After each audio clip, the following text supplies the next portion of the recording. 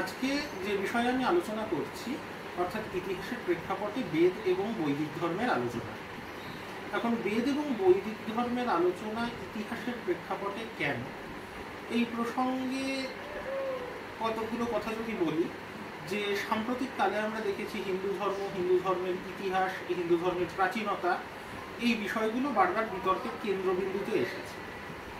এখন একটা প্রাতিষ্ঠানিক ধর্ম হিসাবে হিন্দু ধর্ম শব্দটার ব্যবহার বা হিন্দু ধর্মের একটা প্রাতিষ্ঠানিক ধর্ম হিসাবে গড়ে ওঠার ইতিহাস খুব পুরনো নয়, কিন্তু বহু ক্ষেত্রে যেখানে হিন্দু ধর্মকে একটা বিশাল প্রাচীনতা দেওয়ার প্রচেষ্টা দেখা গেছে, সেই সমস্ত জায়গায় হিন্দু ধর্মের ইতিহাসের উৎপত্তি ধরা হয় বৈদিক ধর্ম। হিন্দু ধর্মের ইতিহাস নিয়ে যারা কাজ করেছেন তারা প্রত্যেকেই দেখিয়েছে যে বর্তমানে প্রচলিত হিন্দু ধর্মের সঙ্গে বৈদিক ধর্মের সংযোগ অত্যন্ত ক্ষীণ। যেমন বর্তমানে প্রচলিত হিন্দু ধর্মে যে দেবদেবীদের উপাসনা প্রধানত প্রচলিত, যে পদ্ধতিতে উপাসনা হয়, অর্থাৎ মূর্তি নির্মাণ, মূর্তি পুজো বা মন্দিরের মধ্যে মূর্তি স্থাপন, এই কোনো জিনিসেরই কিন্তু বৈদিক ধর্মে সেভাবে অস্তিত্ব নেই। বরঞ্চ আমরা জানি যাকে আমরা পৌরাণিক ধর্ম বলি তার সঙ্গে প্রচলিত হিন্দু ধর্মের সম্পর্ক অনেক বেশি। কিন্তু একথা সত্যি যে যে ধর্মগ্রন্থগুলি হিন্দু ধর্মের ধর্মগ্রন্থ বলে পরিচিত, তারা সকলেই তাদের অনুমোদন খুঁজেছে বেদের থেকে। এবং একরকমভাবে বর্তমানে যে প্রাতিষ্ঠানিক হিন্দু ধর্ম প্রচলিত তার সব থেকে অথরিটেটিভ ধর্মগ্রন্থের জায়গায় বসানো হয় বেদকে। এখন এই বেদ কি? বেদ কোনো একটা নির্দিষ্ট গ্রন্থ নয়। সাধারণভাবে জানি যে ঋক, সাম, যজু এবং অথর্ব চারটি বেদের অস্তিত্ব আছে। সাম, যজু এবং অথর্ব এটাও কিন্তু চারটে আলাদা আলাদা গ্রন্থের নাম নয়, অর্থাৎ সরাসরি ঋগ্বেদ, সামবেদ, যজুর্বেদ, অথর্ববেদ বলে চারটি বই নেই। আমরা স্কুল কলেজে যখন বেদ সম্পর্কে পড়েছি তখন আমরা একটা জিনিস পড়ে এসেছি যে প্রত্যেক বেদের চারটি অংশ আছে: সংহিতা, ব্রাহ্মণ, আরণ্যক এবং উপনিষদ। সংহিতা অংশে মূলত কবিতার আকারে, পদ্যের আকারে সেই বেদের যে বিষয়বস্তু তা আলোচনা করা হয়। ব্রাহ্মণ অংশে গদ্যে সংহিতা অংশের উপর বিস্তারিত ব্যাখ্যা থাকে এবং আরণ্যক এবং উপনিষদে দার্শনিক আলোচনা থাকে। এইভাবে দেখতে গেলে চারটি বেদেরই অর্থাৎ ঋগ্বেদ, সামবেদ, যজুর্বেদ এবং অথর্ববেদ প্রত্যেকটার সঙ্গেই সংশ্লিষ্ট সংহিতা, ব্রাহ্মণ, আরণ্যক এবং উপনিষদ রয়েছে। কাজেই যখন আমরা কথা প্রসঙ্গে বলি যে ঋগ্বেদে এটা বলা হয়েছে বা অথর্ববেদে এটা বলা হয়েছে, প্রকৃতপক্ষে আমরা সেই বেদের সংহিতা অংশের কথা বলি, কারণ ব্রাহ্মণ, আরণ্যক বা উপনিষদ গ্রন্থগুলোর আলাদা নাম রয়েছে, যদিও সেগুলো একটা বেদের অন্তর্ভুক্ত বলে মনে করা হয়। অতএব সাধারণভাবে যদি আমরা বলি যে ঋগ্বেদে এটা আছে বা সামবেদে, যজুর্বেদে, অথর্ববেদে আছে, আমরা সেই বেদের সংহিতার কথাই উল্লেখ করছি। কিন্তু এ প্রসঙ্গে আরেকটা জিনিসও মনে রাখা প্রয়োজন যে ঋগ্বেদ সংহিতা, সামবেদ সংহিতা, যজুর্বেদ সংহিতা, অথর্ববেদ সংহিতা এগুলোও কোনো একটা গ্রন্থ নয়। কারণ আমরা জানি বেদের আরেকটা নাম হচ্ছে শ্রুতি, অর্থাৎ মৌখিকভাবে বহুদিন পর্যন্ত বেদ প্রচলিত ছিল। বেদ যখন রচিত হয়েছে তখন বেদের যারা রচয়িতা তাদের মধ্যে কোনো লিপির ব্যবহার ছিল না, এবং লিপির ব্যবহার আসার পরেও দীর্ঘকাল বেদ শিক্ষাদান এবং বেদের প্রচার কিন্তু মূলত মৌখিকভাবে হয়েছে। এই মৌখিকভাবে শিক্ষাদান এবং প্রচার কিভাবে হয় না, গুরু শিষ্য পরম্পরায়, এবং যেভাবে বৈদিক শিক্ষা দেওয়া হতো, অর্থাৎ গুরুগৃহে একজন গুরু তার শিষ্যদের মৌখিকভাবে বেদ শেখাচ্ছেন, তারা আবার তাদের শিষ্যদের শেখাচ্ছেন। অবশ্যই মুখে মুখে এই প্রচারের পদ্ধতিতে কোথাও কোথাও একজন গুরু মৌখিকভাবে যা শেখাচ্ছেন তার সঙ্গে আরেকজন গুরু যা শেখাচ্ছেন তার মধ্যে কিছুটা পার্থক্য হয়ে যেতেই পারে। যদিও বেদ যেহেতু ধর্মগ্রন্থ, কাজেই খুব সচেতনভাবে এই মৌখিক ট্রান্সমিশন করা হতো যাতে এই ধরনের পরিবর্তন না ঘটে বা পাঠভেদ না ঘটে। তা সত্ত্বেও এই মৌখিক পরম্পরায় কিন্তু কিছু কিছু প্রভেদ প্রত্যেক বেদের মধ্যেই দেখা যায়, এবং একটা বেদের গ্রন্থগুলোকে যে আকারে মৌখিকভাবে প্রচার করা হচ্ছে সেই পার্থক্য অনুসারে প্রত্যেক বেদের শিক্ষাদান যারা করতেন তাদের কতকগুলো স্কুল বা শাখায় ভাগ করা হয়, এবং প্রত্যেক শাখার সংহিতা, ব্রাহ্মণ, আরণ্যক, উপনিষদের মধ্যে কিন্তু কিছু কিছু পার্থক্য রয়েছে। এই কারণে ঋগ্বেদ যারা শিক্ষা দিয়েছেন তাদের মধ্যেও অনেকগুলো শাখা রয়েছে, সামবেদ যারা শিক্ষা দিয়েছেন তাদের মধ্যেও অনেকগুলো শাখা রয়েছে, যজুর্বেদ যারা শিক্ষা দিয়েছেন তাদের মধ্যেও অনেকগুলো শাখা রয়েছে, অথর্ববেদ যারা শিক্ষা দিয়েছেন তাদের মধ্যেও অনেকগুলো শাখা রয়েছে এবং সংহিতা অংশও কিন্তু প্রত্যেক শাখার সংহিতা আলাদা। যেমন অথর্ববেদ সংহিতা বলে আসলে কোনো গ্রন্থ হয় না। অথর্ববেদ শিক্ষা যে শাখাগুলো দিয়েছে তার মধ্যে নিজস্ব সংহিতা রয়েছে শৌনকদের এবং পৈপ্পলাদদের। কাজেই শৌনক সংহিতা এবং পৈপ্পলাদ সংহিতা দুটোই অথর্ববেদ সংহিতা এবং দুটো গ্রন্থ কিন্তু কিছুটা আলাদা। একমাত্র ঋগ্বেদের ক্ষেত্রে ঋগ্বেদের সংহিতা একসময় অনেকগুলো শাখার আলাদা আলাদা সংহিতা অবশ্যই ঋগ্বেদের ছিল, কিন্তু প্রায় সবকটি সংহিতাই লোপ পেয়ে গেছে। শুধুমাত্র সাকল্য শাখার যে সংহিতা সেটা টিকে রয়েছে। কাজেই ঋগ্বেদের ক্ষেত্রে একটি মাত্র সংহিতা পাওয়া যায়। কাজেই ঋগ্বেদ সংহিতা বলতে আমরা ঋগ্বেদের যে সাকল্য সংহিতা তাকেই বোঝাই। কিন্তু ধরা যাক যদি যজুর্বেদের কথা বলতে হয় তাহলে কিন্তু কঠক সংহিতা একটা আলাদা গ্রন্থ, বাজসনীয় সংহিতা একটা আলাদা গ্রন্থ। কাজেই যজুর্বেদ সংহিতা বলে কোনো গ্রন্থের অস্তিত্বের কথা আমরা বলতে পারি না। তো এই বিষয়গুলো আমাদের মনে রাখা প্রয়োজন। আমি আবার এই প্রসঙ্গে ফিরে আসব যে বেদ বলতে যেহেতু কোনো একটি গ্রন্থকে বোঝানো হচ্ছে না, একটা বিপুল পরিমাণ গ্রন্থের সমষ্টিকে বোঝানো হচ্ছে এবং সেই গ্রন্থগুলো কি কি এই প্রসঙ্গে আমি আবার আসছি।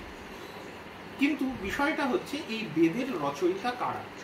বেদ যারা রচনা করেছেন সাধারণভাবে আমরা ইতিহাসের ক্ষেত্রে তাদেরকে বৈদিক আর্য বলে উল্লেখ করি এবং এই আর্য পরিচয় একটা দীর্ঘকাল ধরে একটা রাজনৈতিক বিতর্কের কেন্দ্রবিন্দুতে রয়েছে। আমরা জানি যে বেদ যেহেতু শুধু ভারতীয় উপমহাদেশের নয় যে কোনো ইন্দো ইউরোপীয় ভাষার প্রাচীনতম সাহিত্য ভাণ্ডার, কাজে এই প্রাচীনতম সাহিত্য ভাণ্ডারের রচনা কখন হয়েছে এই নিয়ে যথেষ্ট বিতর্ক রয়েছে।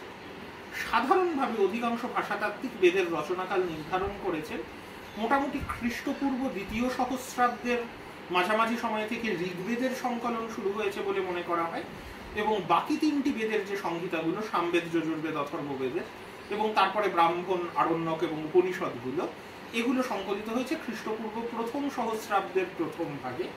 কাজেই সাধারণভাবে ঋগ্বেদের রচনাকাল 1500 থেকে 1000 খ্রিস্টপূর্বাব্দের মধ্যে, কেউ কেউ বলছেন 1700 থেকে 1000 খ্রিস্টপূর্বাব্দের মধ্যে, আবার কেউ কেউ বলছেন 1400 থেকে 1000 খ্রিস্টপূর্বাব্দের মধ্যে, মোটামুটিভাবে খ্রিস্টপূর্ব 2য় সহস্রাব্দের কোনো একটা সময়।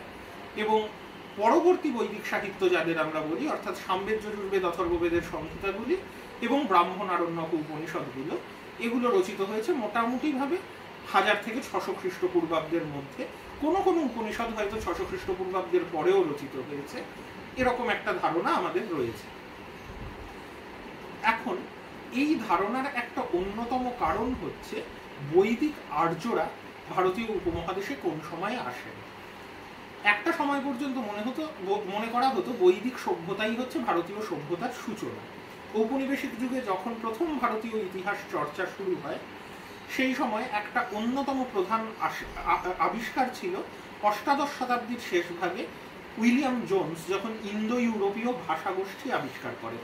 অর্থাৎ উইলিয়াম জোন্স দেখান যে প্রাচীন যে সংস্কৃত ভাষা তার সঙ্গে প্রাচীন গ্রিক এবং ল্যাটিন ভাষার যথেষ্ট সাদৃশ্য রয়েছে এবং এই সাদৃশ্য ধরে আলোচনা করতে গিয়ে উইলিয়াম জোন্স শেষ পর্যন্ত দেখান যে গ্রিক, ল্যাটিন, সংস্কৃত এবং শুধু গ্রিক, ল্যাটিন, সংস্কৃত নয় আরও বেশ কিছু প্রাচীন ভাষা, যেমন প্রাচীন পারসিক ভাষা, যে ভাষায় প্রাচীন পারসিকদের ধর্মগ্রন্থ আভেস্তা রচিত হয়েছে, এবং আরও বেশ কিছু ভাষা যেগুলো ইউরোপে প্রচলিত আছে, তাদের সবার উৎপত্তি কোনো একটা কমন ভাষা থেকে। অর্থাৎ এরা সবাই একটা ভাষা গোষ্ঠী বা ভাষা পরিবারের অন্তর্ভুক্ত। সেই ভাষা পরিবারের ভাষা যেহেতু ভারতেও বলা হচ্ছে, বিশেষত উত্তর ভারতের অধিকাংশ ভাষা এই ভাষা পরিবারের অন্তর্ভুক্ত, আবার ইউরোপেরও বিভিন্ন ভাষার উৎপত্তি একই ভাষা পরিবার থেকে, তাই এই ভাষা পরিবারকে উইলিয়াম জোন্স নাম দিয়েছিলেন ইন্দো ইউরোপীয় ভাষাগোষ্ঠী। এবং এই ইন্দো ইউরোপীয় ভাষাগোষ্ঠী একটা সময় দুটো ভাগে ভাগ হয়ে যায়, একটা ভাগ ইউরোপে যায় আর একটা ভাগ এশিয়ায় থাকে। সেই এশিয়ায় তারা প্রথমে প্রবেশ করে ইরানে, তখন তারা যে ভাষা বলতো তাকে বলা হয় ইন্দো ইরানীয় ভাষা। ইন্দো ইরানীয়দের মধ্যে আবার দুটি ভাগ হয়ে যায়, একটি শাখা ইরানেই থেকে যায় যাদের আমরা ইরানীয় আর্য বলি, আরেকটি শাখা ভারতে প্রবেশ করে যাদেরকে ইন্দো আর্য বলা হয়। এই যে ভারতে প্রবেশ করার কথা আলোচনা করা হচ্ছে তার অন্যতম কারণ হচ্ছে প্রথম দিকে এই নিয়ে যথেষ্ট বিতর্ক ছিল যে সংস্কৃত ভাষায় যারা কথা বলতেন অর্থাৎ বৈদিক আর্যরা, তারাই কি ভারতের প্রাচীনতম জনগোষ্ঠীর মানুষ, অর্থাৎ বৈদিক সভ্যতাই কি ভারতীয় সভ্যতার ভিত্তিভূমি। কিন্তু এই ধারণার উপর একটা বড় পরিবর্তন ঘটে বিংশ শতাব্দীর গোড়ার দিকে, বিংশ শতাব্দীর তৃতীয় দশকে, যখন মহেঞ্জোদারো এবং হরপ্পা নগরীর ধ্বংসাবশেষ আবিষ্কৃত হয়। তখন বোঝা যায় যে যে সময়ে বেদ রচিত হয়েছে বলে মনে করা হয় তার থেকে অনেক আগে ভারতে ব্রোঞ্জ যুগের একটি সভ্যতা ছিল, যে সভ্যতার সঙ্গে পরবর্তীকালে দেখা গেছে প্রাচীন মেসোপটেমিয়ার সভ্যতার বাণিজ্যিক যোগাযোগ ছিল।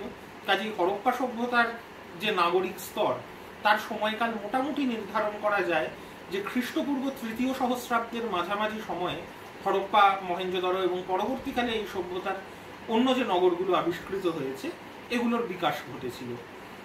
তো এই খ্রিস্টপূর্ব তৃতীয় সহস্রাব্দের মাঝামাঝি যে সভ্যতার বিকাশ ভারতীয় উপমহাদেশের উত্তর পশ্চিম দিকে, এবং পরে আমরা দেখতে পেয়েছি যে শুধু উত্তর পশ্চিম দিকে সিন্ধু উপত্যকায় নয়, গুজরাট, রাজস্থান, উত্তরপ্রদেশ, হরিয়ানা বিভিন্ন জায়গায় এই একই সভ্যতার নিদর্শন পাওয়া গেছে।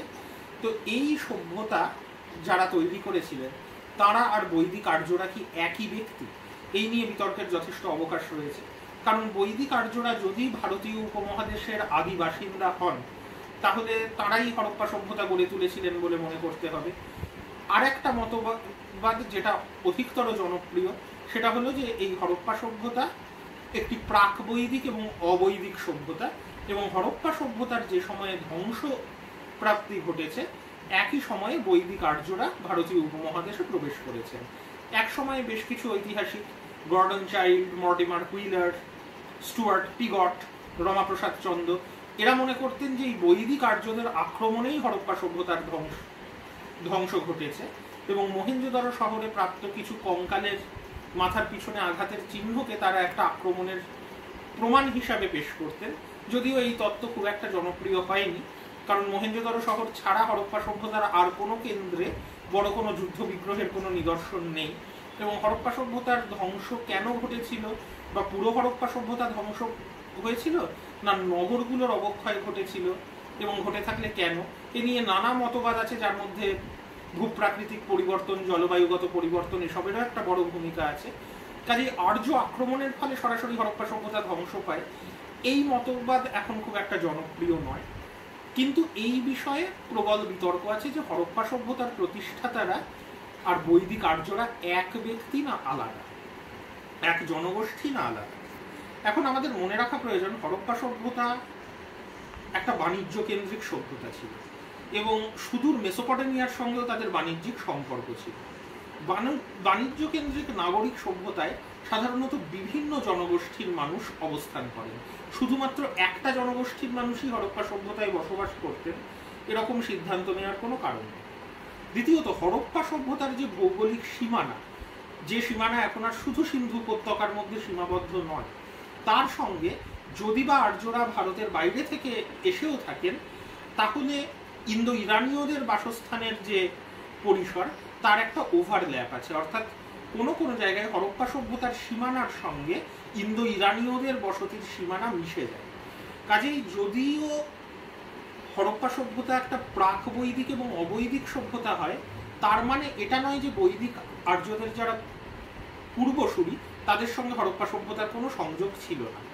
কিন্তু প্রান্তিক এলাকায় সংযোগ থাকা এক জিনিস, আর একই জনগোষ্ঠীর হাতে দুটো সভ্যতার সৃষ্টি হওয়া আলাদা জিনিস। বিশেষত হিন্দু জাতীয়তাবাদীরা দাবি করেন যে হরপ্পা সভ্যতা এবং বৈদিক সভ্যতার স্রষ্টারা একই জনগোষ্ঠীর মানুষ, তারাই আর্য এবং তারা ভারতের প্রাচীনতম বাসিন্দা। ভারতীয় উপমহাদেশ থেকে তারা অন্যান্য জায়গায় ছড়িয়ে পড়েছে। এই মতবাদ স্বীকার করায় প্রচুর সমস্যা আছে। প্রথমত, ঋগ্বেদ থেকে যে সভ্যতার পরিচয় আমরা পাই সেটা মূলত একটা গ্রামীণ পশুপালন ভিত্তিক যাযাবর জাতির সভ্যতা, যেখানে হরপ্পা সভ্যতা একটা কৃষি এবং বাণিজ্য নির্ভর স্থায়ী বসতিযুক্ত একটা নাগরিক সভ্যতা। দুটো সভ্যতার যে মেটেরিয়াল, বস্তুগত কন্ডিশন, তাতে বিস্তর পার্থক্য রয়েছে। দ্বিতীয়ত, যে বিষয়ে আমরা আজকে আলোচনা করব, দুটো সভ্যতার ধর্মবিশ্বাসের মধ্যে বিশাল ফারাক রয়েছে। হরপ্পা সভ্যতার ধর্ম ছিল দেবী কেন্দ্রিক। হরপ্পা সভ্যতায় মূর্তি পুজো প্রচলিত ছিল। বেদে মূর্তি পুজোর বিরোধিতা করা হয়েছে। বেদের দেবতারা অধিকাংশই পুরুষ।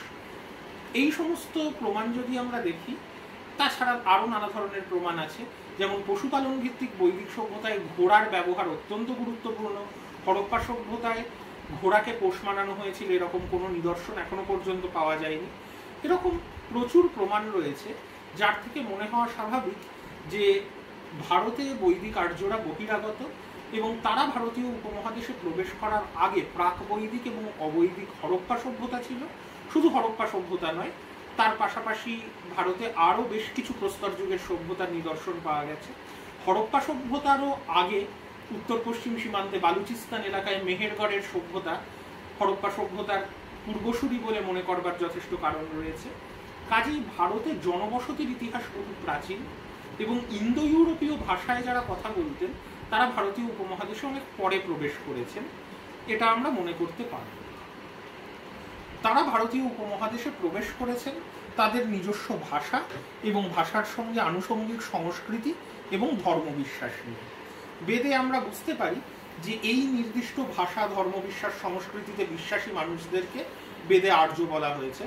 আর্য কোনো জাতিগোষ্ঠীর নাম নয়, আর্য একটা নির্দিষ্ট ভাষা এবং সংস্কৃতির পরিচায়ক। এবং যারা এই ভাষা এবং সংস্কৃতির অনুসারী নন তাদেরকে দাস এবং দস্যু বলে আর্যরা নিজেদের প্রতিদ্বন্দ্বী বলে মনে করেছে।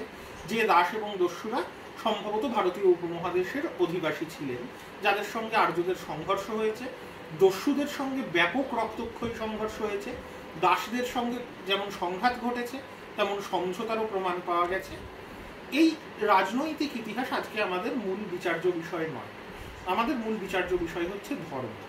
কিন্তু ধর্মের কথা বলতে গিয়ে এই রাজনৈতিক ইতিহাস বলার কারণ হচ্ছে হিন্দু ধর্মের উৎপত্তির ইতিহাস আলোচনায় একটা প্রচলিত ধারণা আছে, যারা হরপ্পা সভ্যতা এবং আর্য সভ্যতাকে পৃথক সভ্যতা বলে মেনে নিয়েছেন তাদের মধ্যেও, যে হিন্দু ধর্মের ভিত্তি এবং হিন্দু ধর্মকে অনেকেই ভারতীয় সংস্কৃতির সঙ্গে এক করে ফেলেন। তো এর ভিত্তি প্রথিত হচ্ছে বৈদিক ধর্মে। অর্থাৎ হরপ্পা সভ্যতা বৈদিক যুগের আগে যদি থেকেও থাকে সেই সভ্যতা সম্পূর্ণ ধ্বংস পেয়ে যায়, লুপ্ত হয়ে যায়, এবং তারপর যে ভারতীয় সভ্যতার ইতিহাস তার শুরু হচ্ছে বৈদিক যুগ থেকে। কাজেই বৈদিক যুগ সম্পূর্ণভাবে ইন্দো ইউরোপীয় জনগোষ্ঠীর নিয়ে আসা একটা নতুন সংস্কৃতির যুগ। বৈদিক ধর্মের ভিত্তি সম্পূর্ণভাবে ইন্দো ইউরোপীয় সংস্কৃতিতে প্রথিত এবং বর্তমান ভারতীয় ধর্ম এবং সংস্কৃতির উৎস হচ্ছে এই বৈদিক ধর্ম। আমার আজকের আলোচনার বিষয় হচ্ছে এই ব্যাপারটাকে বিচার করে দেখা যে প্রকৃতপক্ষে বৈদিক ধর্মের স্বরূপ কি। আমি ধর্ম বলতে শুধু ধর্মতত্ত্বের আলোচনা করতে চাইছি না, ধর্ম মানুষের জীবনচর্যার একটা অংশ। কাজেই ধর্মের ইতিহাসকে মানুষের ইতিহাস থেকে বিচ্ছিন্ন করে ফেলা যায় না। আমি আলোচনা করতে চাইছি এই বৈদিক আর্য কারা, তারা কেন একটা বিশেষ ধরনের ধর্মাচরণ করতেন, সেই ধর্মাচরণ বা সেই ধর্মের কাঠামো যেভাবে গড়ে উঠল তার পিছনে কোনো ঐতিহাসিক প্রক্রিয়া আছে কিনা। এবং এইটা আলোচনা করতে গেলে আমাদের বুঝতে হবে যে একটা যাযাবর গোষ্ঠী যারা উত্তর পশ্চিম সীমান্ত দিয়ে ভারতীয় উপমহাদেশে প্রবেশ করলেন, তারা প্রবেশ করার আগে ভারতীয় উপমহাদেশের যে বিপুল সংখ্যক মানুষ আছেন তাদের ধর্ম এবং সংস্কৃতি কি সম্পূর্ণ লোপ পেয়ে গেল, না নতুন যে যাযাবর গোষ্ঠী এলো তাদের ধর্ম এবং সংস্কৃতির সঙ্গে ভারতের তৎকালীন অধিবাসীদের ধর্ম ও সংস্কৃতির কোনো সংমিশ্রণই ঘটল। অর্থাৎ বৈদিক ধর্ম কি প্রাক বৈদিক ধর্মের থেকে সম্পূর্ণ বিচ্ছিন্ন, না প্রাক বৈদিক ধর্মবিশ্বাস এবং বৈদিক আর্যদের নিয়ে আসা ধর্মবিশ্বাস মিলেমিশে আমরা যাকে বৈদিক ধর্ম বলে জানি তার সৃষ্টি হয়েছে। এই বিষয়ে আজকে আমি মূল আলোচনা করছি এবং এখানে অনেকগুলো জিনিস আমাদের আলোচনা করতে হবে। প্রথমত আমাদের দেখতে হবে বৈদিক আর্যরা আসার আগে ভারতে প্রচলিত ধর্মবিশ্বাস কিরকম ছিল। দ্বিতীয়ত আমাদের দেখতে হবে যে বৈদিক আর্যরা ভারতে প্রবেশ করলেন তাদের ধর্মবিশ্বাস ঠিক কী ছিল। এবং তৃতীয় স্তরে আমরা দেখব যে এই দুটো জনগোষ্ঠীর মানুষ যখন একসঙ্গে বসবাস করতে শুরু করলেন তখন তাদের ধর্মবিশ্বাস কী রূপ নিল। তো এই তিনটে ভাগে আমি আজকের আলোচনা করছি। প্রথমত যদি বলতে হয় বৈদিক আর্যরা আসার আগে ভারতের যারা অধিবাসী তাদের ধর্মবিশ্বাস কীরকম ছিল। আমরা জানি ইন্দো ইউরোপীয় ভাষা ছাড়াও ভারতীয় উপমহাদেশে আরও 3 ধরনের ভাষাগোষ্ঠীর প্রমাণ পাওয়া যায়। দ্রাবিড়ীয় ভাষাগোষ্ঠী, যে ভাষা গোষ্ঠীর থেকে তামিল, তেলেগু, মালায়ালাম, কন্নড় প্রভৃতি দক্ষিণ ভারতীয় ভাষার সৃষ্টি হয়েছে। অস্ট্রিক ভাষাগোষ্ঠী, যার থেকে ভারতের বিভিন্ন আদিবাসী উপজাতির ভাষাগুলো যেমন মুন্ডারি, সাঁওতালি প্রভৃতি ভাষাগুলোর সৃষ্টি হয়েছে, এবং তিব্বতী বর্মী ভাষাগোষ্ঠী, মূলত উত্তর পূর্ব ভারতের জনজাতিগুলোর মধ্যে যে ভাষাগোষ্ঠী প্রচলিত। এখন আমরা যে ইতিহাস আলোচনা করছি, বৈদিক যুগে ভারতের উত্তর পূর্ব প্রান্তের ইতিহাস সম্বন্ধে আমরা কিছু জানি না, বৈদিক আর্যরা সেখানে পৌঁছানোনি, ফলে এই টিবেটো বার্মিজ ভাষাগোষ্ঠীর মানুষদের আলোচনা এই প্রসঙ্গে আসছে। কিন্তু অস্ট্রিক এবং দ্রাবিড়ীয়দের সঙ্গে যে বৈদিক আর্যদের একটা আদান প্রদান ঘটেছিল, তার প্রমাণ হচ্ছে যে বৈদিক সংস্কৃত ভাষায় আমরা বহু শব্দ পাই যে শব্দগুলোর উৎপত্তি ইন্দো ইউরোপীয় ভাষাগোষ্ঠী থেকে নয়, যে শব্দগুলো দ্রাবিড়ীয় ভাষাগোষ্ঠী থেকে এবং অস্ট্রিক ভাষাগোষ্ঠী থেকে ধার করা। কাজেই এই ভাষাভাষী মানুষ, যাদেরকে দাস এবং দস্যু সম্ভবত বলা হয়েছে বেদে, তাদের সঙ্গে বৈদিক আর্যদের অবশ্যই সাংস্কৃতিক আদান প্রদান ঘটেছে এবং তার প্রভাব ধর্মের উপরেও পড়ে থাকবে। তো এই বৈদিক আর্যদের ভারতে প্রবেশ করার আগে ভারতীয়দের ধর্মবিশ্বাস কি ছিল? পৃথিবীর অধিকাংশ প্রাচীন সভ্যতায় যে ধর্মবিশ্বাসের পরিচয় আমরা পাই তাকে বলা হয় উর্বরতা কেন্দ্রিক ধর্মবিশ্বাস বা ফার্টিলিটি কাল্ট। ফার্টিলিটি কাল্ট কাকে বলে? ফার্টিলিটি কাল্ট বোঝাই যাচ্ছে এই ধর্মীয় বিশ্বাসের পিছনে রয়েছে উর্বরতার ধারণা। মূলত কৃষিভিত্তিক সমাজে এই উর্বরতা কেন্দ্রিক ধর্মবিশ্বাসের বিকাশ ঘটে, এবং আমরা জানি হরপ্পা সভ্যতা একটা কৃষিভিত্তিক সমাজ ছিল। উর্বরতা কৃষির সঙ্গে সংশ্লিষ্ট একটা ধারণা, অর্থাৎ আমরা জানি জমির উর্বরতার উপর ফসলের উৎপাদন নির্ভর করে। দুটো প্রক্রিয়াকে প্রাচীন যুগে মানুষ তাদের ধর্মবিশ্বাসে মিলিয়ে ফেলেছিল। এক হচ্ছে জমিতে বীজ বপন করলে তার থেকে শস্য জন্মায়। যেহেতু এর পিছনের বৈজ্ঞানিক প্রক্রিয়া সম্বন্ধে মানুষ তখন অবগত ছিলেন না, তাদের কাছে এটা প্রকৃতির একটা অলৌকিক ঘটনা বলে মনে হতো যে বীজের মতো একটা ছোট জিনিস থেকে একটা গাছের সৃষ্টি হচ্ছে। অন্যদিকে মানুষের প্রজনন, এবং প্রজননে পুরুষ এবং নারী উভয়েরই যে ভূমিকা আছে এটা বহুদিন পর্যন্ত জানা ছিল না। কিন্তু মানুষ যেটা দেখতে পেত সেটা হচ্ছে নারীর দেহ থেকে আর একটা নতুন মানুষের জন্ম হতে পারে, সৃষ্টি হতে পারে। কাজেই নারী দেহকেও একটা অলৌকিক ক্ষমতার আধার বলে মনে করা হতো। কাজেই নারীর প্রজনন ক্ষমতা এবং জমির উর্বরতার ক্ষমতা, যে দুটো প্রক্রিয়াকে আমরা বলি, জমির উৎপাদনকে আমরা বলি প্রোডাকশন এবং নারীর দেহ থেকে প্রজননকে বলা হয় রিপ্রোডাকশন, এই প্রোডাকশন এবং রিপ্রোডাকশনের মধ্যে একটা সম্পর্ক স্থাপন করে প্রাচীন যুগে মানুষের কৃষিভিত্তিক সমাজের ধর্মবিশ্বাস গড়ে ওঠে, যেখানে অধিকাংশ ক্ষেত্রেই ধর্মবিশ্বাস মাতৃতান্ত্রিক এবং দেবী কেন্দ্রিক। জমি বা পৃথিবীকে একজন নারী হিসাবে কল্পনা করা হয় যিনি ফসলের জন্ম দেন, এবং মনে করা হয় জমির এই উর্বরতা ক্ষমতা আর নারীর উর্বরতা ক্ষমতা এক। এই একই ধরনের ধর্মবিশ্বাস ভারতের উপজাতিগুলোর মধ্যেও প্রচলিত ছিল। তার প্রমাণ নৃতাত্ত্বিকরা দিয়েছেন যে এখনো ভারতের বহু আদিবাসী উপজাতির মধ্যে নানা ধর্মীয় অনুষ্ঠান প্রচলিত, যেখানে কোনো দেবীর উদ্দেশ্যে একটা কাল্পনিক কৃষিক্ষেত্র তৈরি করে কাল্পনিক চাষাবাদের অনুষ্ঠান করা হয়, এবং তার সঙ্গে যৌন অনুষঙ্গ জুড়ে নানা ধরনের আচার অনুষ্ঠান করা হয়। কখনো কখনো অশ্লীল আচরণ করা হয়, কখনো অশ্লীল কথা বলা হয় বা গান করা হয়। যে দুটো জিনিস, অর্থাৎ এই প্রোডাকশন এবং রিপ্রোডাকশনের অনুষঙ্গ একসঙ্গে মিলিয়ে ওঁরাও, হো প্রভৃতি উপজাতিগুলোর মধ্যে বিভিন্ন অনুষ্ঠান এখনো পর্যন্ত প্রচলিত, যার থেকে মনে করা যেতে পারে অস্ট্রিক ভাষাভাষী জনগোষ্ঠীগুলোর মধ্যে এই ধরনের উর্বরতার ধর্ম প্রচলিত ছিল। প্রত্নতত্ত্ব থেকেও আমরা প্রমাণ পাই যে দেবী কেন্দ্রিক ধর্মবিশ্বাস প্রস্তর যুগ থেকে ভারতে ছিল। বিশেষ করে উত্তর পশ্চিম সীমান্তে ঝোব নদীর উপত্যকার যে প্রাচীন প্রস্তর যুগের সভ্যতা, প্রস্তর যুগের যে প্রাচীন সভ্যতা, প্রাচীন প্রস্তর যুগের সভ্যতা নয়, মূলত নব্যপ্রস্তর যুগ থেকেই আমরা ধর্মবিশ্বাসের নিদর্শন পাচ্ছি। সেখানে বহু আবক্ষ নারী মূর্তি পাওয়া গেছে, এবং আমরা জানি হরপ্পা সভ্যতা থেকে যে সমস্ত দেবী মূর্তি পাওয়া গেছে, যেখানে এই দেবীদের মূর্তিগুলো সম্পূর্ণ নগ্ন এবং নারীর প্রজনন ক্ষমতাকে অনেক ক্ষেত্রেই হাইলাইট করা হয়েছে। যেমন হরপ্পা সভ্যতায় একটি সিল পাওয়া গেছে হরপ্পা নগর থেকে, যেখানে একজন নারীকে দেখানো হচ্ছে, যে নারী মাথা নিচের দিকে, পা উপরের দিকে, এবং তার যে জননাঙ্গ সেখান থেকে একটা গাছের জন্ম হচ্ছে। কাজেই অবশ্যই এই নারীকে যে জমির উর্বরতার প্রতীক হিসাবে দেখা হচ্ছে এ বিষয়ে কোনো সন্দেহ নেই। আর একটা সিনে একটা অশ্বত্থ গাছের দুটো শাখার মধ্যে একটি নারী মূর্তিকে দেখা যাচ্ছে। কাজেই নারী কেন্দ্রিক উর্বরতা কেন্দ্রিক ধর্মবিশ্বাস সেই সময় প্রচলিত ছিল। হরপ্পার যে সিলটার কথা এক্ষুনি বললাম তার উল্টো দিকে একটি প্রতিকৃতি রয়েছে, যেখানে একটি মেয়ে ভয়ে দুহাত তুলে আছে এবং তার সামনে কাস্তে জাতীয় একটা অস্ত্র ধরে একজন পুরুষ দাঁড়িয়ে আছেন। কাজেই সম্ভবত সেই দেবীর উদ্দেশ্যে নরবলির প্রচলন ছিল, এই সিনটা দেখে মনে করা হয়।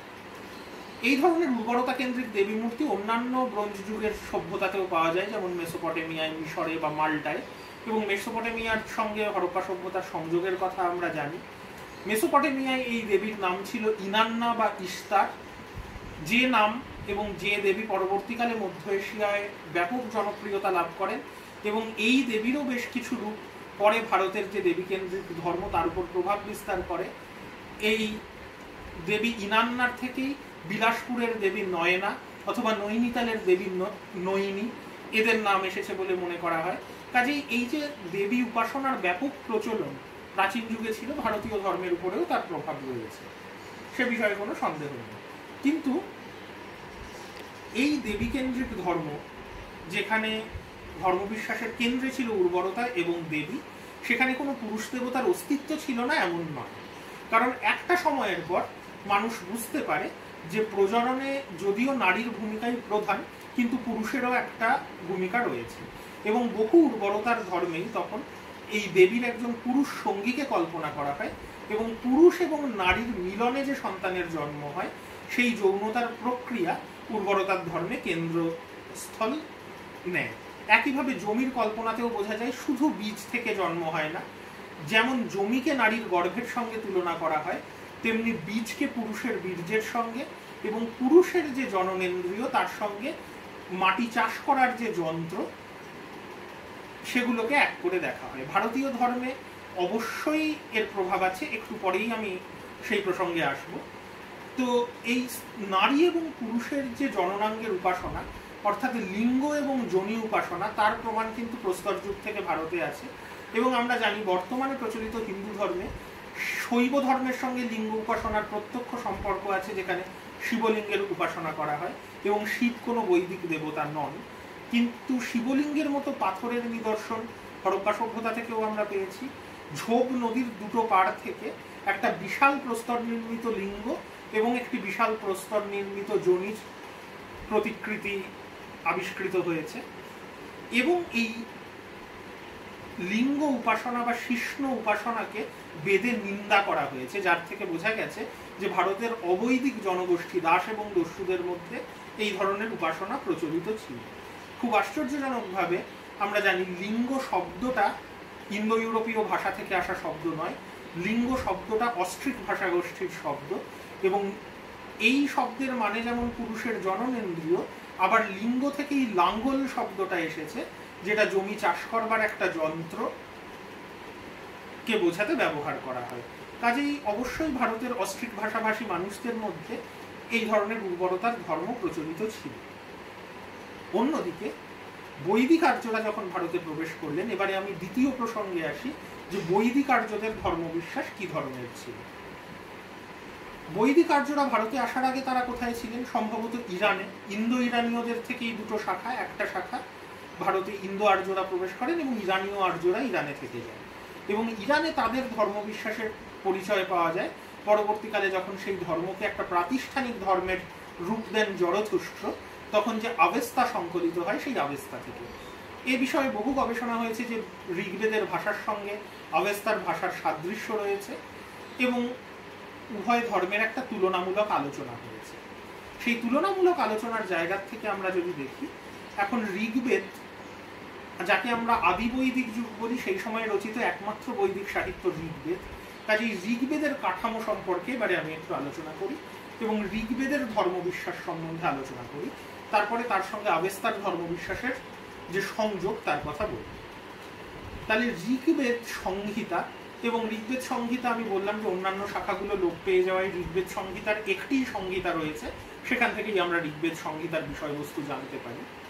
তো এই ঋগ্বেদ সংহিতা 10টি অংশে বিভক্ত, প্রত্যেক অংশকে বলা হয় এক একটি মণ্ডল। কিন্তু এই 10টি মণ্ডলের মধ্যে প্রাচীনতম মণ্ডল বলে মনে করা হয় দ্বিতীয় মণ্ডল থেকে সপ্তম মণ্ডলকে। কারণ এই মণ্ডলগুলোর রচনার একটা নির্দিষ্ট পদ্ধতি আছে, রচনার বা সংকলনের। আমরা জানি বেদকে ভারতীয় ধর্মে বলা হয় অপৌরুষেয়, অর্থাৎ বেদ মানুষের সৃষ্টি নয়, ঈশ্বরের বাণী। কিন্তু আশ্চর্যজনকভাবে বেদে, বিশেষ করে ঋগ্বেদের সংহিতায়, প্রত্যেকটি মন্ত্রের রচয়িতার নাম উল্লেখ করা আছে। হ্যাঁ, অবশ্যই বলা হয়েছে তারা দেবতাদের থেকেই একটা মেসেজ হিসাবে এই রচনাগুলো দেখেছেন এবং তারপর রচনা করেছেন। কিন্তু যাই হোক না কেন, ঋগ্বেদের প্রত্যেক মন্ত্রের রচয়িতার পরিচয় আমরা জানি। এবং দেখা যায় যে ঋগ্বেদের দ্বিতীয়, তৃতীয়, চতুর্থ, পঞ্চম, ষষ্ঠ এবং সপ্তম এই 6টা মণ্ডলের সংকলনের ধারা হচ্ছে যে একই পরিবারভুক্ত কবি বা ঋষিরা যে রচনাগুলো করেছেন সেগুলো একটা মণ্ডলে সংকলন করা হয়। কাজেই দ্বিতীয় মণ্ডল একটা নির্দিষ্ট পরিবারের লোকেদের রচনা, তৃতীয় মণ্ডল আরেকটি পরিবারের মানুষদের রচনা, চতুর্থ মণ্ডল আরেকটি পরিবারের মানুষদের রচনা। সাধারণত সেই পরিবারের যিনি সবচেয়ে বিখ্যাত কবি বা ঋষি, তার নাম অনুসারে এই মণ্ডলগুলো কোন পরিবারের রচনা সেটা বলা যায়। যেমন দ্বিতীয় মণ্ডল যারা রচনা করেছেন সেই পরিবারের নাম সৌনক, এই পরিবারের সব থেকে গুরুত্বপূর্ণ রচয়িতার নাম গৃৎসমত। তৃতীয় মণ্ডল যারা রচনা করেছেন পরিবারের নাম কুশিক এবং সব থেকে গুরুত্বপূর্ণ কবির নাম বিশ্বামিত্র। চতুর্থ মণ্ডল যারা রচনা করেছেন সেই পরিবারের নাম গৌতম এবং সব থেকে বিখ্যাত রচয়িতার নাম বামদেব। পঞ্চম মণ্ডল যারা রচয়িতা করেছেন তাদের মধ্যে সব থেকে গুরুত্বপূর্ণ কবির নাম অত্রি এবং তার নাম অনুসারে পরিবারের নাম আত্রেয়।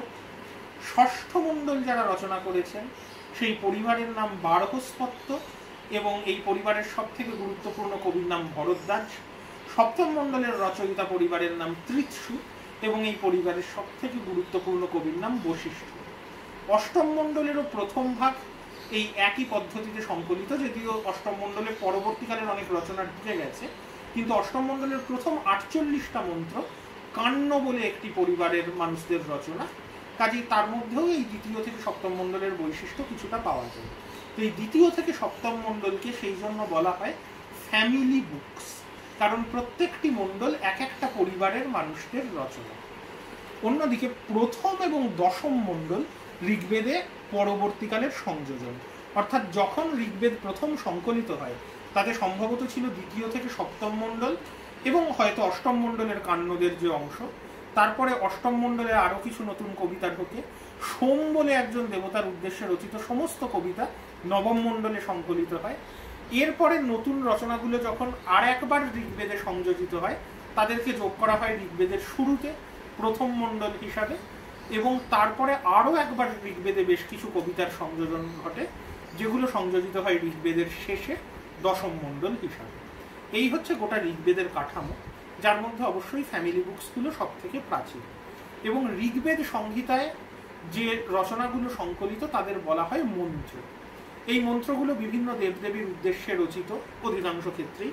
কোথাও কোথাও রচয়িতারা তাদের পৃষ্ঠপোষক গোষ্ঠীপতি রাজাদেরও প্রশংসা করেছেন, এরম মন্ত্রও আছে, কিন্তু অধিকাংশ মন্ত্রই দেবতাদের উদ্দেশ্যে রচিত যারা ঋগ্বেদের প্রধান দেবতা। ঋগ্বেদের দেবতাদের মধ্যে কোনো হায়ারার্কি নেই, কোন দেবতা প্রধান কোন দেবতা অপ্রধান এরকম কিছু নেই, কারণ ঋগ্বেদ যারা রচনা করেছিলেন তারা যাযাবর গোষ্ঠী জীবন যাপন করতেন, যেখানে গোষ্ঠীর সমস্ত সদস্যের মধ্যেই একটা আপাত সামঞ্জস্য থাকতো, সমতা থাকতো। সেই সমতা ঋগ্বেদের দেবতাদের মধ্যেও আছে। বলা হয়েছে যে প্রাচীন যুগের যজ্ঞে দেবতারা সবাই ভাগ করে যজ্ঞ ভাগ নিতেন, কিন্তু অবশ্যই কোনো দেবতা বেশি গুরুত্বপূর্ণ কোনো দেবতা কম গুরুত্বপূর্ণ এটা দেখা যায়। ঋগ্বেদের সব থেকে গুরুত্বপূর্ণ দেবতা সম্ভবত ইন্দ্র, যে ইন্দ্র একজন যোদ্ধা দেবতা এবং ঋগ্বেদে যুদ্ধ একটা গুরুত্বপূর্ণ ঘটনা। ঋগ্বেদের জনগোষ্ঠীগুলো নিজেদের মধ্যে যুদ্ধ করছে, তারা ভারতে আসতে গিয়ে দাস এবং দস্যুদের সঙ্গে তাদের যুদ্ধ ঘটছে, এবং এই যুদ্ধের নেতা হিসাবে ইন্দ্রের একটা প্রাধান্য আমরা ঋগ্বেদে দেখতে পাই। যুদ্ধ জয়ের জন্য বা ধনসম্পত্তি লাভের জন্য অধিকাংশ প্রার্থনা ইন্দ্রের উদ্দেশ্যে করা হচ্ছে। দ্বিতীয়ত আমরা দেখি ঋগ্বেদের খুব গুরুত্বপূর্ণ দেবতা অগ্নি, কারণ ঋগ্বেদের ধর্মাচরণের মূল পথ হচ্ছে যজ্ঞ, যে যজ্ঞে দেবতাদের উদ্দেশ্যে বিভিন্ন খাদ্যদ্রব্য আহুতি দেওয়া হয় এবং সেই আহুতি আগুনের মধ্যে দিয়েই দেবতাদের কাছে পৌঁছয়। কাজেই অগ্নি হচ্ছেন মানুষের সঙ্গে দেবতাদের মধ্যস্থতাকারী একজন দেবতা। কাজেই ইন্দ্রের পরেই অগ্নি খুব জনপ্রিয় একজন দেবতা। ঋগ্বেদের ধর্মে ন্যায় অন্যায় পাপ পুণ্যর ধারণা খুব যে সুসংগঠিত তা নয়, কিন্তু নৈতিকতার আভাস কোথাও কোথাও পাওয়া যায়। এবং এই নৈতিকতার রক্ষক যে দেবতা তিনি হলেন বরুণ। এই বরুণ সম্ভবত কোনো একটা সময় ইন্দ্রের থেকেও গুরুত্বপূর্ণ দেবতা ছিলেন, যখন যুদ্ধ জয়ের থেকেও নৈতিক শৃঙ্খলাকে ধর্মাচরণে প্রধান জিনিস মনে করা হতো। এবং এই যে শৃঙ্খলা, গোটা বিশ্ব ব্যবস্থার শৃঙ্খলা, তার রক্ষক ছিলেন বরুণ। এই শৃঙ্খলাকে বেদে বলা হয়েছে ঋত, এবং এই ঋতর পালনকর্তা হচ্ছেন বরুণ। বরুণের একজন সঙ্গী রয়েছেন যার নাম মিত্র, যিনি সূর্যেরই একটা রূপ, আলোর দেবতা। কিন্তু মিত্র এই আইন শৃঙ্খলার রক্ষক হিসাবে মানুষে মানুষে যে সম্পর্ক, যেমন কেউ কাউকে কোনো প্রতিশ্রুতি দিলে রাখা, কোনো চুক্তি রক্ষা করা, তারও দেবতা। যে কারণে বন্ধুত্বের একটা প্রতিশব্দ হচ্ছে মিত্রতা বা মৈত্রী। তো এই বরুণ এবং মিত্র এরাও ঋগ্বেদের গুরুত্বপূর্ণ দেবতা। বিভিন্ন প্রাকৃতিক শক্তির উপাসনা ঋগ্বেদে প্রচলিত, যার মধ্যে রয়েছেন সূর্য, বায়ু প্রভৃতি দেবতারা। প্রকৃতির যে ক্ষতিকারক ক্ষমতা তাকে রুদ্র বলে কল্পনা করা হয়েছে। এরকম বিভিন্ন দেবতা ঋগ্বেদে রয়েছেন। দেবীদের সংখ্যা ঋগ্বেদে খুব কম, তবে এই দেবতাদের পাশাপাশি অন্য দুজন দেবতাদের কথা বলা যায় যাদের আভাস মাত্র ঋগ্বেদে পাওয়া যায়, এবং বোঝা যায় এক সময় এই দুজন খুব গুরুত্বপূর্ণ দেবতা ছিলেন, কিন্তু যখন ঋগ্বেদ সংকলিত হচ্ছেন এই দুজনের গুরুত্ব হ্রাস পেয়ে গেছে। এই দুজন দেবতা একটা জুটি, একজন পুরুষ একজন নারী। তাদের নাম হচ্ছে দৌ এবং পৃথিবী। পৃথিবী একজন দেবী, বোঝাই যাচ্ছে যে পৃথিবীর উপাসনা দেবী হিসাবে বৈদিক আর্যরা আসার আগে ভারতীয় জনগোষ্ঠীদের মধ্যে প্রচলিত ছিল। অন্যদিকে দৌ আকাশ স্বরূপ একজন পুরুষ দেবতা, ইন্দো ইউরোপীয় ধর্মের নিজস্ব দেবতা। যেমন প্রাচীন ফার্টিলিটির যে উপাসনা, সেখানে পৃথিবীকে দেবী হিসাবে কল্পনা করা হতো, তেমনি পশুপালক জনগোষ্ঠীগুলোর প্রাচীন ধর্মের বৈশিষ্ট্য হচ্ছে তারা মনে করতেন দেবতারা আকাশে থাকেন, পৃথিবীতে নয়।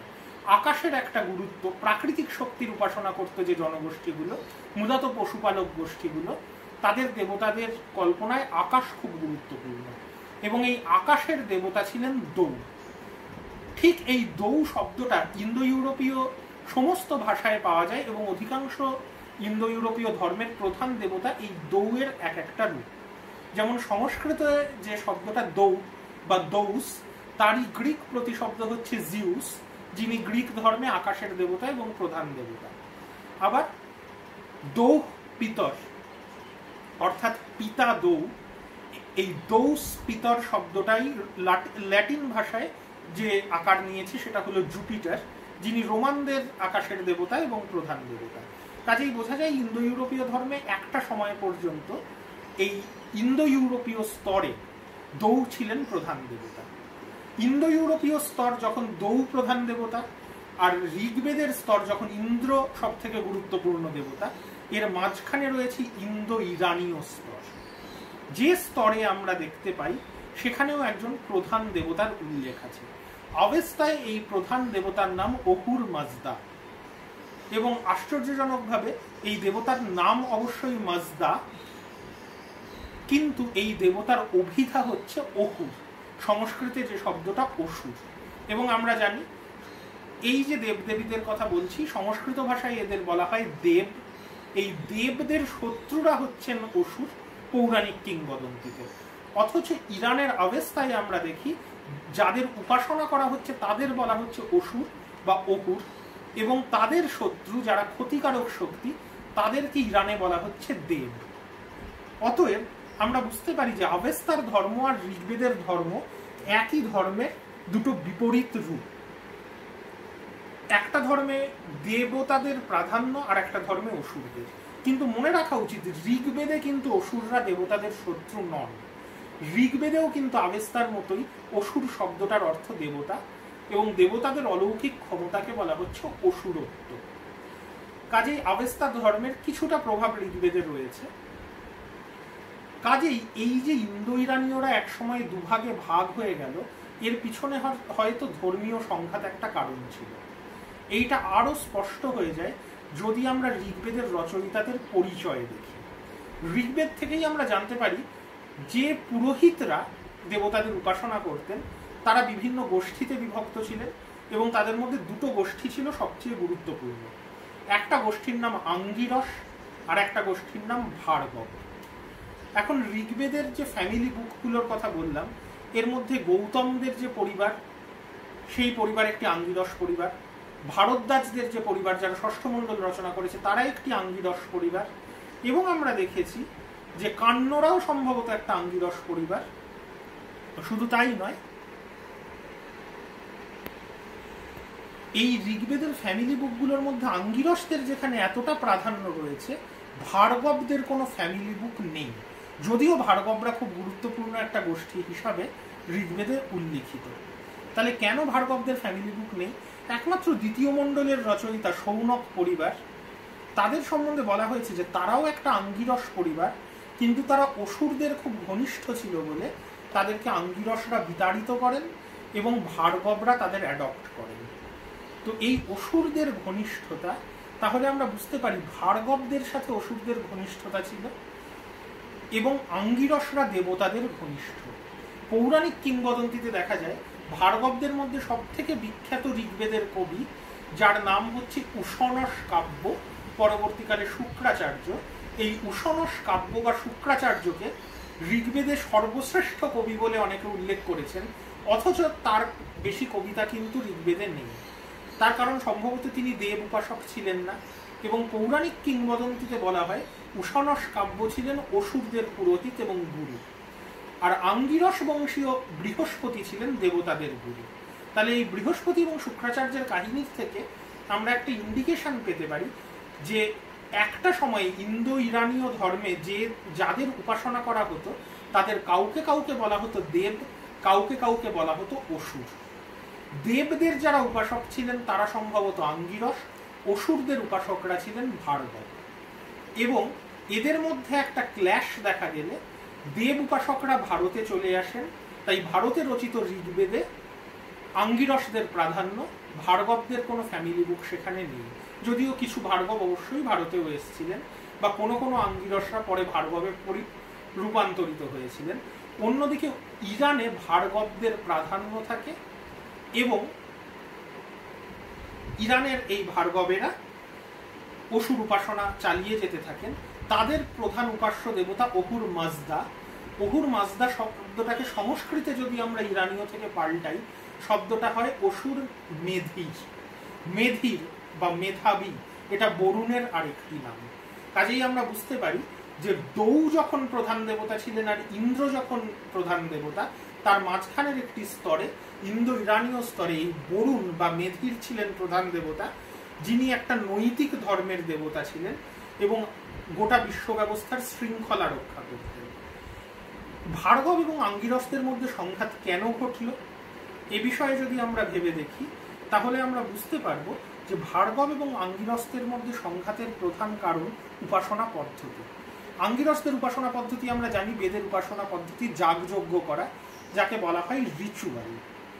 আর ভার্গবদের উপাসনা পদ্ধতি সম্ভবত রিচুয়ালের থেকেও যাতে বিশ্বাসী ছিল সেটা হলো ম্যাজিক। এই ম্যাজিক এবং রিচুয়ালের মধ্যে একটা তফাৎ প্রাচীন ধর্মে বহুকাল ধরেই আছে।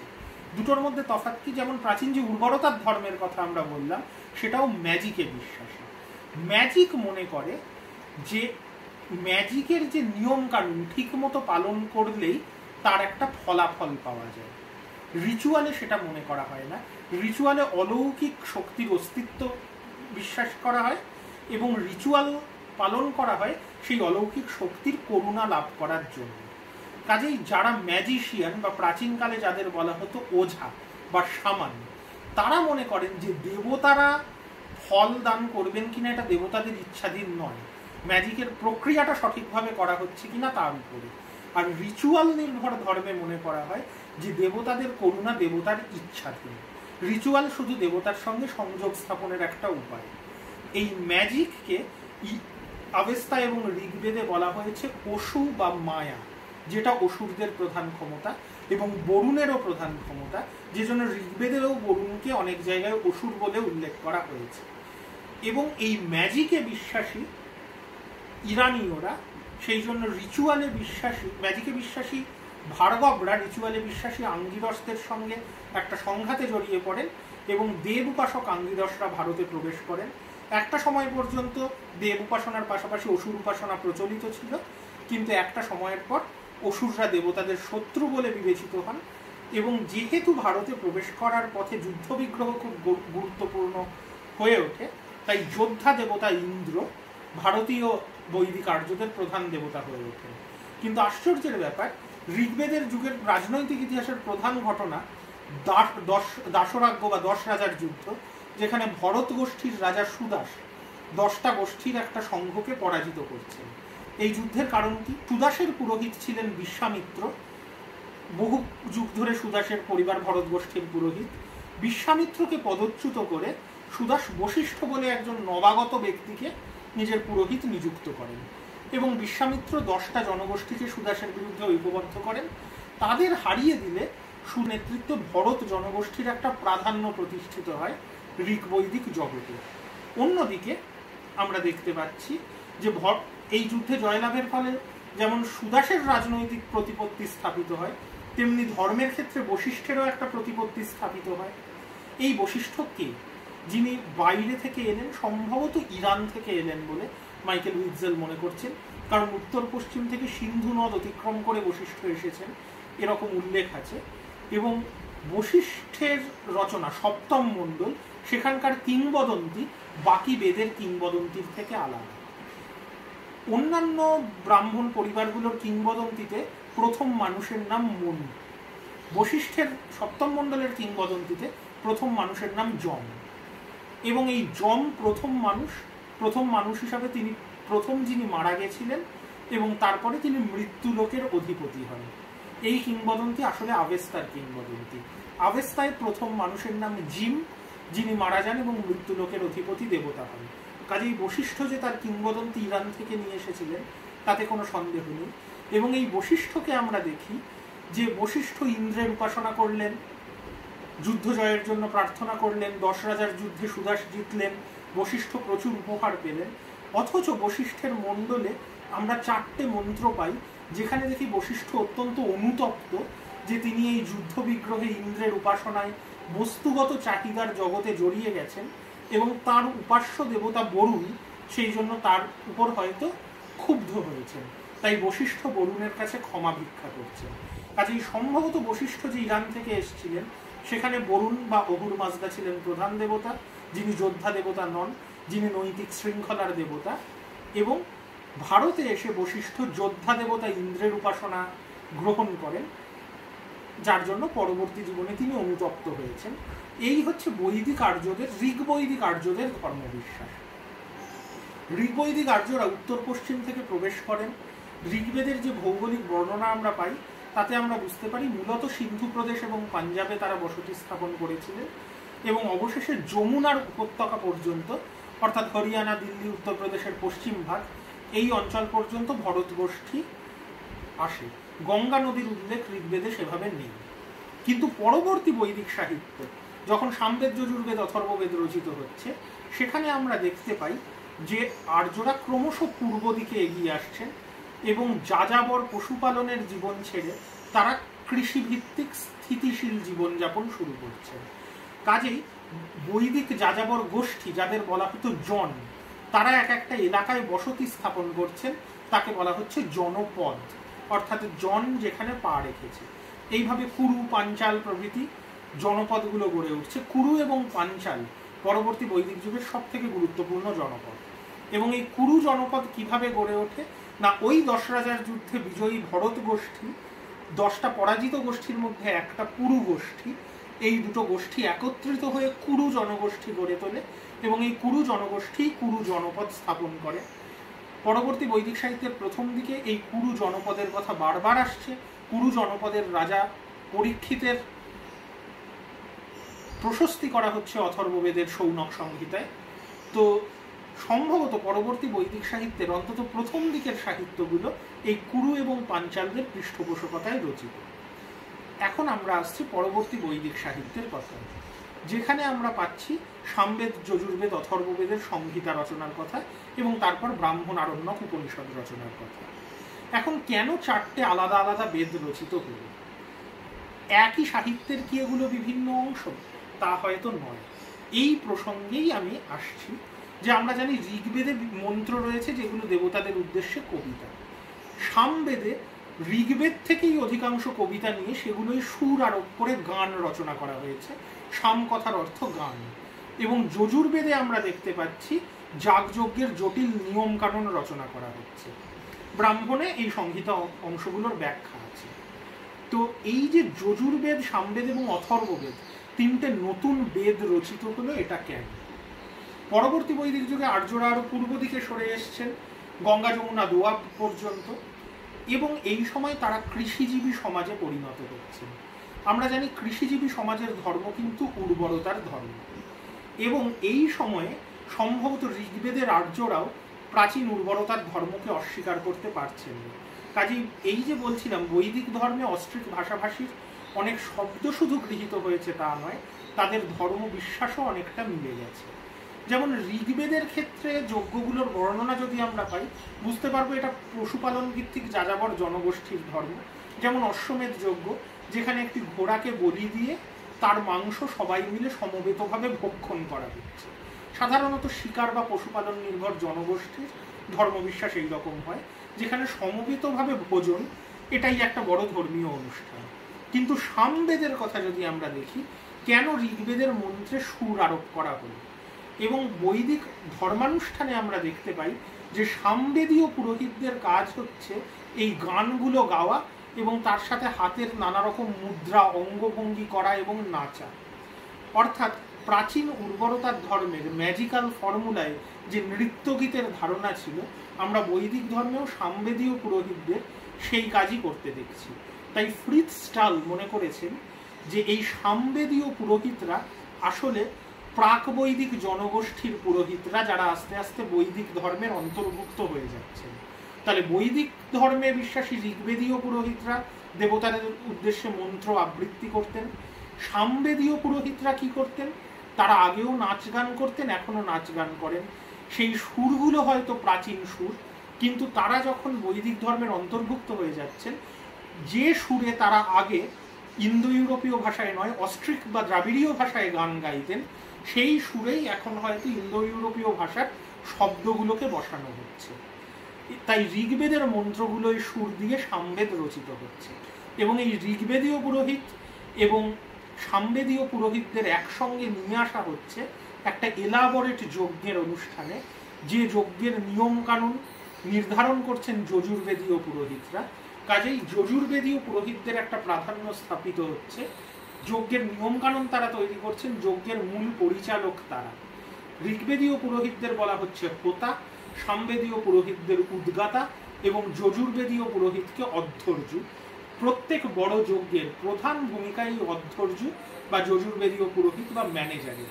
এবং সম্ভবত পরবর্তী বৈদিক যুগের কুরু জনপদে এই ব্রাহ্মণ্য যজ্ঞের ব্যবস্থা তৈরি হলো, এবং এই হোতা, উদ্গাতা, অধ্যর্যু পুরোহিত পরিবারগুলো বংশানুক্রমিক হয়ে এলো, যার ফলে বর্ণ ব্যবস্থার সৃষ্টি হলো, যে বংশানুক্রমিকভাবে ব্রাহ্মণরা পুরোহিতের কাজ করবেন। তার বদলে নতুন কৃষিভিত্তিক সমাজে রাষ্ট্র ব্যবস্থা গড়ে উঠছিল, তাকে পুরোহিতরা অনুমোদন দিলেন যে রাজারা বংশানুক্রমিকভাবে রাজত্ব করবেন, ব্রাহ্মণের মতোই ক্ষত্রিয় পদটাও বংশানুক্রমিক হয়ে গেল।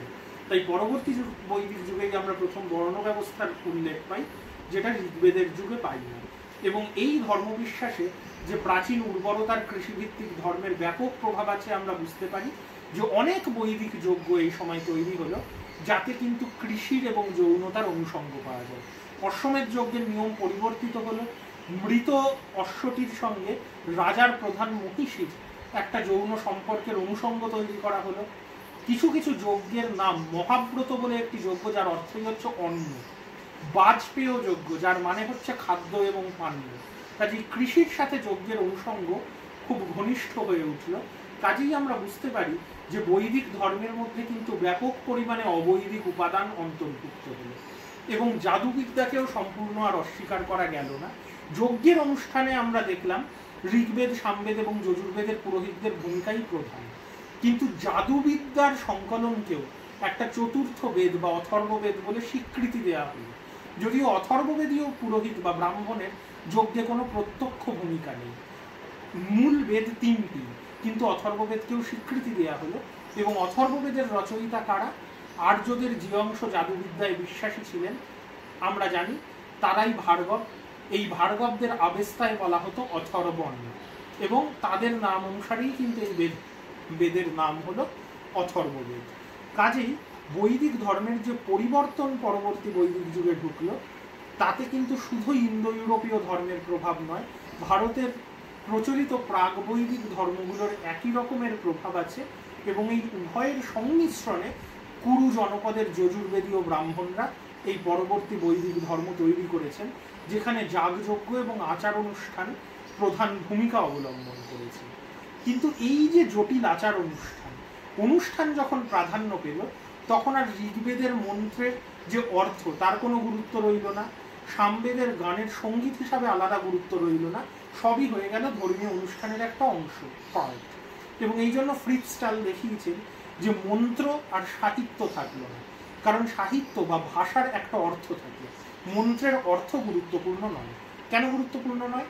ভাষায় অর্থযুক্ত যে শব্দ থাকে তাতে একই শব্দের জায়গায় মানে না পাল্টে একই অর্থের অন্য শব্দ ব্যবহার করা যায়, কিন্তু মন্ত্রে কিন্তু একটা শব্দের বদলে অন্য শব্দ ব্যবহার করা যায় না। ভাষায় সেন্টেন্সের একই শব্দকে আগে পরে করিয়ে যদি মানে এক থাকে, ভাষায় কোনো ক্ষতি হয় না, কিন্তু মন্ত্রের শব্দগুলো পরপর যেরকম সেইভাবেই উচ্চারণ করতে হয়। ভাষায় একই কথা বারবার রিপিট করা হয় না, সেটা ভাষার পক্ষে ক্ষতিকারক, কিন্তু একই মন্ত্র বারবার জপ করা হয়। কাজেই মন্ত্রের আসলে কোনো মানে নেই, সেটা কিন্তু যেমন পাখির ডাকের আলাদা কোনো অর্থ নেই, কিন্তু এটা একটা কোড যেটা বারবার রিপিট করা হয়। এই পাখির ডাকের সঙ্গে ফ্রিটজ স্টাল রিচুয়ালে মন্ত্রের তুলনা করেছেন। এবং এই যে রিচুয়াল এবং মন্ত্র, যার নির্দিষ্ট কোনো অর্থ নেই, শুধু ক্রিয়াকাণ্ড কিছু ফল লাভ করার জন্য, এই ক্রিয়াকাণ্ড কতটা উপযুক্ত সে নিয়ে প্রশ্ন উঠতে শুরু করলো। ঋগ্বেদের যুগের দেবতাদের গুরুত্ব কমল। যজ্ঞের অনুষ্ঠানের নতুন দেবতা প্রজাপতি, যিনি কৃষিরও দেবতা এবং যজ্ঞেরও দেবতা, সন্তানের জন্মেরও দেবতা, তিনি পরবর্তী বৈদিক যুগের প্রধান দেবতা। কিন্তু পরবর্তী বৈদিক যুগের সমাজের একটা অংশই প্রশ্ন তুলতে শুরু করলো যে এই অর্থহীন রিচুয়াল পালন করে গেলে কতটা লাভ হতে পারে, এই রিচুয়াল বা কর্ম কতটা গুরুত্বপূর্ণ, সত্যিই কি রিচুয়ালের মাধ্যমে আমরা কিছু জানতে পারি, নাকি ধর্মের আসল উদ্দেশ্য বিশ্বজগতের প্রকৃতিকে জানা। এই নিয়ে আরণ্যক এবং উপনিষদ পরবর্তী বৈদিক যুগের শেষ দিকে রচিত হলো, যেখানে দার্শনিক প্রশ্ন উঠতে শুরু করলো। রিচুয়ালের গুরুত্ব কমিয়ে কর্মের থেকে জ্ঞানকে প্রাধান্য দেওয়া হলো এবং নতুন একটা তত্ত্বের সৃষ্টি হলো, যে তত্ত্ব একেশ্বরবাদের তত্ত্ব, ব্রহ্ম এবং আত্মার তত্ত্ব। মনে করা হলো যে গোটা সৃষ্টির আসলে একমাত্র অস্তিত্ব রয়েছে, যার নাম ব্রহ্ম। ব্রহ্ম গোটা বিশ্বব্যাপী সমস্ত কিছুর মধ্যে ছড়িয়ে রয়েছে, প্রত্যেক জীবের মধ্যেও ব্রহ্মের যে অংশ রয়েছে তারই নাম আত্মা বা জীবাত্মা। এবং উপনিষদের দর্শনের মূল লক্ষ্য আত্মার এই স্বরূপ উপলব্ধি, যে আত্মা এবং ব্রহ্ম অভিন্ন। এই উপলব্ধি হলেই কিন্তু আত্মা এবং ব্রহ্মের মিলন ঘটে যায় এবং এই সংসারে জন্ম মৃত্যুর বন্ধন থেকে জীবাত্মা মুক্তি পায়। এই হচ্ছে উপনিষদের মূল দার্শনিক তত্ত্ব। কিন্তু এই দার্শনিক তত্ত্ব মাথায় রেখে আমাদের বলতে হয় যে এই উপনিষদের দার্শনিক তত্ত্ব এই সময়ের দার্শনিকরা সৃষ্টি করলেন, যাদের মধ্যে উদ্দালক আরুণী এবং যাজ্ঞবল্কের নাম খুব গুরুত্বপূর্ণ। ছান্দোগ্য উপনিষদে আমরা উদ্দালক আরুণীর কথা পাই, বৃহদারণ্যক উপনিষদে যাজ্ঞবল্কের কথা পাই, যেখানে আমরা দেখতে পাচ্ছি যে বৈদিক ধর্মের লোকেশন আরও পূর্ব দিকে সরে আসছে। যে অঞ্চল এখন মিথিলা, সেখানে বৈদিক ধর্মের পৃষ্ঠপোষক হচ্ছেন মিথিলা বা বিদেহ রাজ্যের শাসক জনকেরা। জনকের সভায় বিশাল বিতর্ক সূচিত হচ্ছে, সেখানে আত্মার তত্ত্ব প্রচার করে যাজ্ঞবল্ক সেই বিতর্ক সভায় জয়লাভ করছেন। তবে এই তত্ত্বগুলোর সৃষ্টি হয়তো কুরুপাঞ্চাল অঞ্চলেই হয়েছে, কারণ ছান্দোগ্য উপনিষদে আমরা কুরুপাঞ্চাল অঞ্চলের উদ্দালক আরুণীর কথা পাচ্ছি, যিনিও ব্রহ্মের তত্ত্ব প্রথম তার সন্তান শ্বেতকেতুকে শেখাচ্ছেন অসাধারণ কিছু উপমা দিয়ে, যাকে দেবীপ্রসাদ চট্টোপাধ্যায় বলেছেন যে প্রথম পরীক্ষামূলক সিদ্ধান্তে আসবার যে জ্ঞান চর্চার পদ্ধতি তার প্রয়োগ করেছেন উদ্দালক আরুনি, যেখানে কিভাবে সবকিছুর মধ্যে ব্রহ্ম ছড়িয়ে আছে অথম্ভকে দেখা যায় না, এটা ব্যাখ্যা করতে গিয়ে উদ্দালক আরুনি পরীক্ষা করেছেন যে একটা পাত্রে কিছু জল রেখে, জলের মধ্যে কিছু নুন রেখে দিয়ে পরদিন সকালে তিনি শ্বেতকেতুকে সেই পাত্রের বিভিন্ন অংশ থেকে জল পান করতে বলছেন। তিনি জিজ্ঞেস করছেন নুনটা কোথায় দেখা যাচ্ছে? শ্বেতকেতু বলছেন নুন কোথায় দেখা যাচ্ছে না, কিন্তু পাত্রের ডান দিক থেকে চুমুক দিলেও তার স্বাদ নোনতা, বাঁ দিক থেকেও চুমুক দিলে স্বাদ নোনতা, মাঝখান থেকেও স্বাদ দিলে স্বাদ নোনতা। অর্থাৎ আরুনি বলছেন যে যেহেতু এই নুন জলের সর্বত্র মিশে গেছে, আলাদাভাবে নুন কোথায় সেটা দেখানো যাবে না, কিন্তু নুনের যে গুণ সেটা গোটা জলের মধ্যে সর্বব্যাপীভাবে আছে। ঠিক একই রকমভাবে ব্রহ্ম আলাদাভাবে বিশ্বের কোথাও চোখে দেখা না গেলেও সবকিছুর মধ্যে সর্বব্যাপ্তভাবে আছে।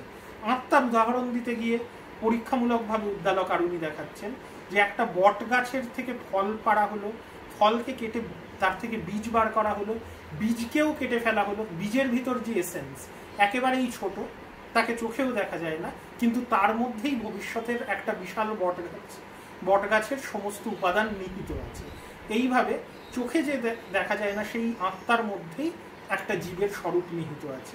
উপনিষদে এই সমস্ত দার্শনিক আলোচনা দেখা গেল। আমি আজকের আলোচনা শেষ করতে চলেছি বৈদিক ধর্মের এই দুটো সম্ভাবনা পরবর্তী বৈদিক যুগের শেষ দিকে দেখা গেল।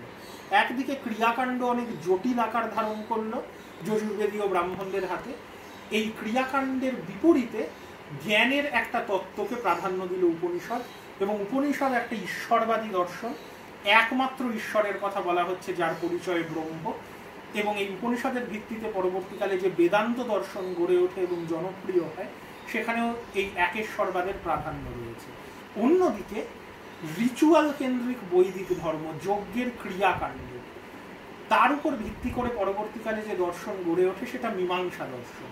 এবং আমরা যদি ভেবে দেখি তাহলে যজ্ঞের অনুষ্ঠান কীরকম, যজ্ঞের অনুষ্ঠানের সঙ্গে কিন্তু রিচুয়ালের থেকে এখন ম্যাজিকের সাদৃশ্য বেশি, কারণ যজ্ঞের অনুষ্ঠান ঠিক করাই আসল উদ্দেশ্য, মন্ত্র ঠিকভাবে বারবার রিপিট করা আসল উদ্দেশ্য, তার অর্থের কোনো গুরুত্ব নেই। এটা অনেকটাই ম্যাজিকের মতো। এবং স্বাভাবিকভাবে মীমাংসা দর্শন, এবং যে কথাটা আমরা ভাবতে ভুল করি, প্রাচীন ভারতের অধিকাংশ দর্শন আসলে নিরীশ্বরবাদী দর্শন। বেদান্ত ছাড়া অধিকাংশ প্রাচীন দর্শন ঈশ্বরের অস্তিত্ব স্বীকার করে না। এমনকি বেদকে সব থেকে রক্ষণশীলভাবে যে দর্শন অনুসরণ করে, জৈমিনীর মীমাংসা দর্শন ঈশ্বরের অস্তিত্ব স্বীকার করে না। মীমাংসা দর্শন বলে যজ্ঞই আসল, যজ্ঞের অনুষ্ঠান যদি পদে পদে ঠিক করে করা যায় তাহলেই ফল লাভ করা যায়, অর্থাৎ ইহলোকে সুখ স্বাচ্ছন্দ্য লাভ করা যায়, মৃত্যুর পর স্বর্গে যাওয়া যায়। তাতে কোনো দেবতার কোনো ভূমিকা নেই, কারণ দেবতারা প্রাকৃতিক শক্তির স্বরূপ, নিরাকার। কিন্তু যদি মনে করা হয় যে যজ্ঞে যা আহুতি দেওয়া হচ্ছে দেবতারা তা খাচ্ছেন, খাওয়ার জন্য শরীরের প্রয়োজন, দেবতাদের শরীর নেই, কাজেই দেবতারা শরীর ধারণ করে এসে যজ্ঞের খাবার খাচ্ছেন, এটা অসম্ভব। এই যুক্তিতে মীমাংসা দর্শন ঈশ্বরের অস্তিত্ব অস্বীকার করে, এবং মীমাংসা দর্শন নিরীশ্বরবাদী দর্শন, কিন্তু নাস্তিক দর্শন নয়, কারণ বেদের প্রাধান্যে মীমাংসা দর্শন বিশ্বাস করে কিন্তু ঈশ্বরের অস্তিত্বে বিশ্বাস করে না। বেদান্ত দর্শন আবার ঈশ্বরের অস্তিত্বে বিশ্বাস করে। পরবর্তী বৈদিক যুগের শেষ দিক থেকে ব্রাহ্মণ্য ধর্মের ক্রিয়াকাণ্ডের বিরুদ্ধে বৌদ্ধ, জৈন, আজীবিক, লোকায়ত যে ধর্মগুলোর উত্থান ঘটে তারা অধিকাংশই নিরীশ্বরবাদী দর্শন, কিন্তু এই নিরীশ্বরবাদী দর্শনের মূলও কিন্তু সেই জন্য বেদের মধ্যেই প্রথিত আছে।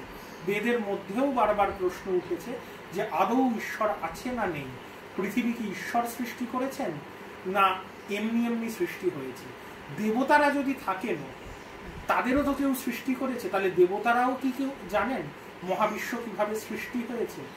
বেদের বিখ্যাত সৃষ্টি সূক্ত বা নাসদীয় সূক্তে আমরা দেখি সৃষ্টিতত্ত্ব নিয়ে আলোচনায় কোনো সিদ্ধান্তে কবি আসতে পারেননি, শুধু তিনি প্রশ্ন তুলে ছেড়ে দিয়েছেন যে আদৌ কি কেউ গোটা পৃথিবীর রহস্য জানে, ঈশ্বর আছে কি নেই এটা কি আদৌ কেউ জানে নাকি কেউই জানে না।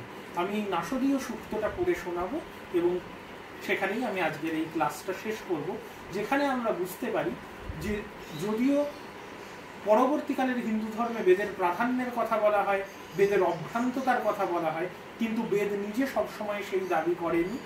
বেদের মধ্যে কিন্তু নিরীশ্বরবাদের এবং সংশয়বাদের একটা বড় গুরুত্ব আছে, এবং প্রশ্ন করা বা ধর্ম সম্পর্কে সংশয় করা বেদে কিন্তু ধর্ম এর অনুমোদিত নয়।